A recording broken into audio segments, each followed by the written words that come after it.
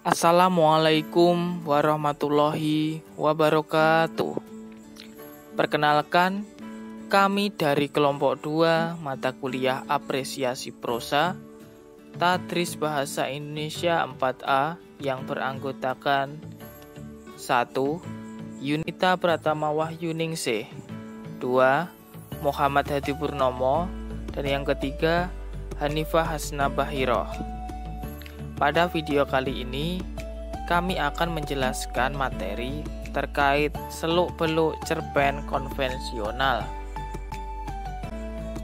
Adapun materi-materi terkait seluk-beluk cerpen konvensional antara lain 1. Pengertian cerpen konvensional, dan yang kedua, ciri-ciri cerpen konvensional. Kedua materi tersebut akan dijelaskan oleh Hanifah Hasna Bahiroh. Yang ketiga, unsur pembangun cerpen konvensional akan dijelaskan oleh Yunita Pratama Wahyuningsih.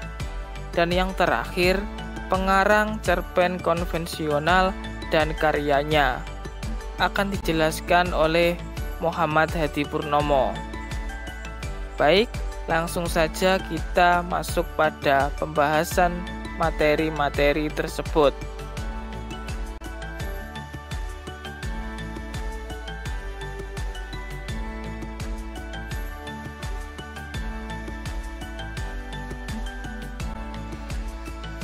Materi pertama yakni mengenai pengertian cerpen konvensional.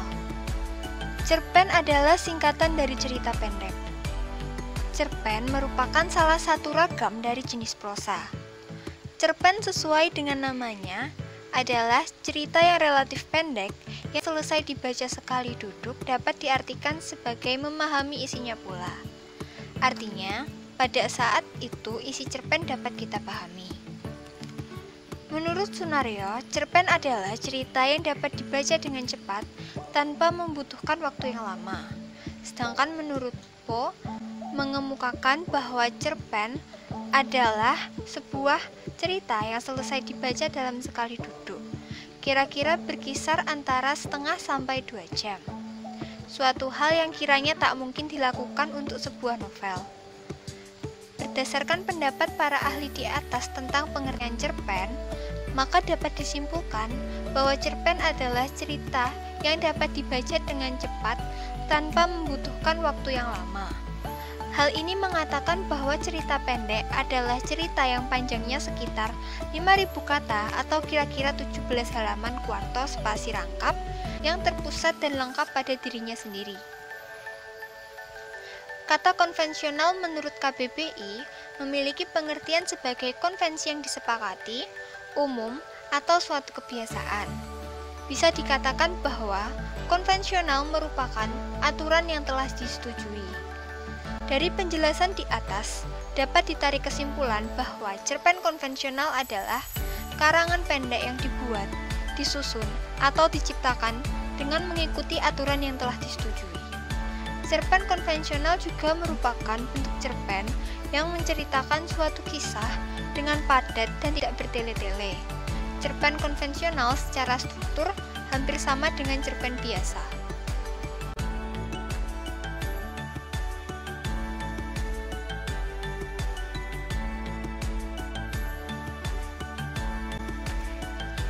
Materi berikutnya yakni ciri-ciri cerpen konvensional.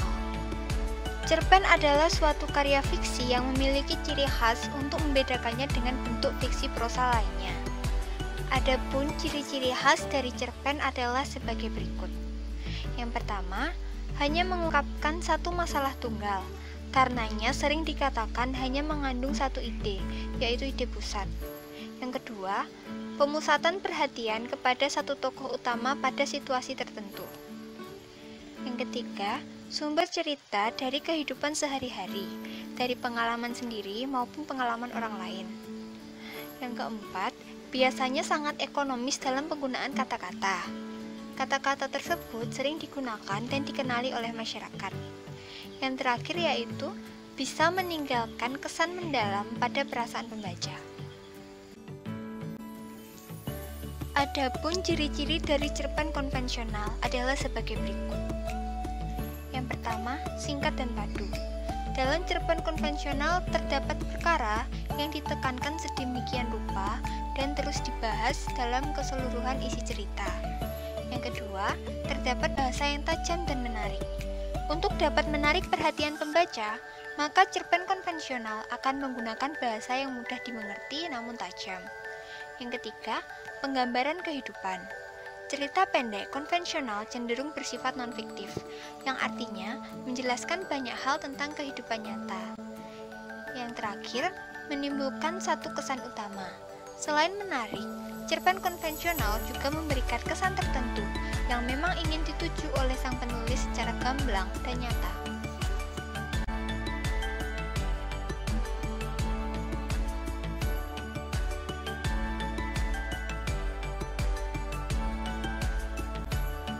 Di sini saya akan menjelaskan materi yang ketiga, yakni unsur pembangun cerpen konvensional. Dalam cerpen konvensional terdapat unsur intrinsik dan juga unsur ekstrinsik. Unsur intrinsik merupakan unsur yang bisa ditemukan di dalam karya sastra prosa, seperti cerpen dan juga novel. Yang termasuk unsur intrinsik dalam cerpen konvensional adalah tema, tokoh dan penokohan, serta latar, alur, sudut pandang, gaya bahasa, dan amanat. Tema adalah ide atau gagasan. Tema merupakan ide atau gagasan permasalahan yang mendasari suatu cerita yang merupakan titik tolak pengarang dalam menyusun cerita atau karya sastra. Tema merupakan inti persoalan yang dapat membangun sebuah cerita. Tema adalah sebuah dasar yang melatar belakangi sebuah cerita. Tokoh dan penokohan. Tokoh ialah pelaku dalam karya sastra, sedangkan penokohan adalah cara pengarang menggambarkan dan mengembangkan karakter tokoh-tokoh dalam cerita. Latar atau setting. Latar atau setting dapat dikatakan bahwa latar merupakan latar belakang fisik, unsur, tempat, dan ruang dalam sebuah cerita. Latar atau setting adalah tempat, waktu, dan juga suasana yang melatar belakangi suatu peristiwa dalam cerita. Selanjutnya adalah alur atau plot. Alur adalah rangkaian cerita yang dibentuk oleh tahapan-tahapan peristiwa, sehingga menjalin suatu cerita yang dihadirkan oleh para pelaku dalam suatu cerita. Sudut pandang atau point of view. Sudut pandang diartikan sebagai cara pengarang menampilkan para pelaku dalam cerita yang dipaparkannya. Sudut pandang pengarang adalah kedudukan pengarang dalam cerita. Dalam cerita, pengarang dapat menempatkan diri sebagai pelaku atau hanya sebagai pencerita yang tidak terlibat dalam cerita. Gaya bahasa. Gaya adalah cara mengungkapkan pikiran melalui bahasa secara khas yang memperlihatkan jiwa dan kepribadian penulis atau pemakai bahasa. Gaya bahasa berfungsi menciptakan nada atau suasana tertentu yang mampu memperlihatkan hubungan dan interaksi antara sesama tokoh. Diksi atau gaya bahasa merupakan unsur fiksi yang terkait dengan pemakaian pilihan kata dan bahasa dalam sebuah fiksi. Yang terakhir adalah amanat. Amanat adalah ajaran moral atau pesan yang hendak disampaikan pengarang kepada pembaca karyanya. Selanjutnya adalah unsur ekstrinsik. Unsur ekstrinsik adalah unsur-unsur yang terdapat di luar karya sastra, tetapi unsur tersebut secara tidak langsung mempengaruhi bangunan atau sistem struktural karya sastra. Unsur ekstrinsik merupakan unsur yang sama pentingnya dengan unsur intrinsik. Yang pertama terdapat latar belakang masyarakat. Pengaruh latar belakang masyarakat sangat besar terhadap terbentuknya sebuah cerpen. Yang kedua adalah latar belakang pengarang. Latar belakang pengarang bisa meliputi pemahaman kita terhadap sejarah hidup dan juga sejarah hasil karangan-karangan sebelumnya. Dan yang terakhir yakni nilai adat, nilai agama, budaya, sosial, ataupun politik. Nilai yang terkandung adalah salah satu nilai penting di dalam sebuah karya sastra. Nilai-nilai tersebut yang akan diambil oleh pembaca sebagai rangkuman isi dari karya sang penulis.